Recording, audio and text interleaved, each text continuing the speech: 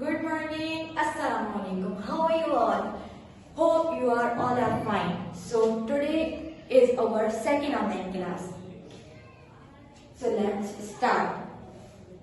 Question number 1. What was the shape of the moon when she was smaller? Answer. It was like a bow. Second question. Take the correct answer. Okay, number 1. The poem is about the dash. Moon. Understand?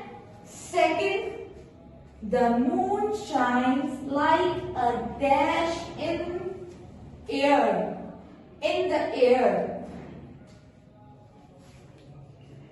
Lamb.